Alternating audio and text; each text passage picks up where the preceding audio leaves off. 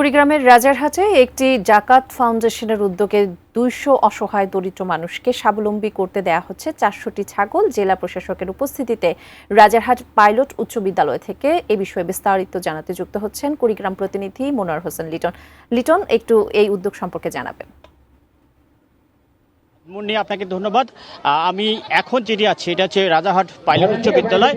এখানে কিন্তু এটি জাকাত ফাউন্ডেশন আমেরিকার তাদের উদ্যোগে ২০০টা পরিবার অর্থাৎ অসহায় দুস্থ পরিবারকে ৪০০টি ছাগল বিতরণ করা হয়েছে এবং সেই বিতরণ কাজের প্রক্রিয়া এখানে চলছে।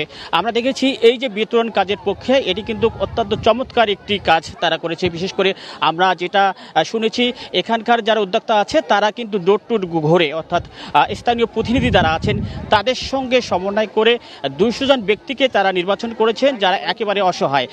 এই অসহায় মানুষরা এই প্রত্যেককে কিন্তু ২টি করে ছাগল তারা বিতরণ করছে যাতে করে এই ছাগলটা তারা পেয়ে তাদের জীবনের পুনর্বাসন তারা করতে পারেন। এবং আমরা এখানে যে বিতরণ কাজ চলছে তাদের অনেকের প্রাণ সসের মাখামাখি টেস্ট নুডলসকে করে তোলে আরো ইয়ামি আরো জোস। প্রাণ সস, সসের বস। আমরা কথা বলেছি এই বিতরণের সঙ্গে যারা জড়িত আছেন, বিশেষ করে অনেকে স্বামী পরিত্যক্তা আছেন, অনেকে প্রতিবন্ধী আছেন এবং অনেকে নদী ভাঙন এলাকার মানুষ, যেহেতু তিস্তা নদীর পাশেই কিন্তু এই রাজারহাট উপজেলা, এখানকার নদী ভাঙনে বিধ্বস্ত অনেক মানুষ কিন্তু এই ছাগলের আওতায় এসেছে।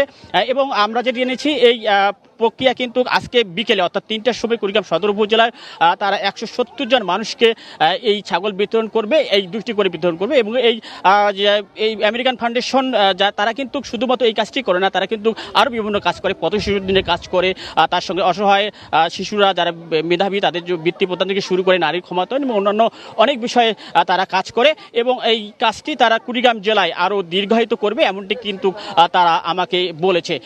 মুন্নি, এই ছিল আমার হাতে কুড়িগ্রাম জেলার রাজারহাট উপজেলার ছাগল বিতরণের সর্বশেষ খবর।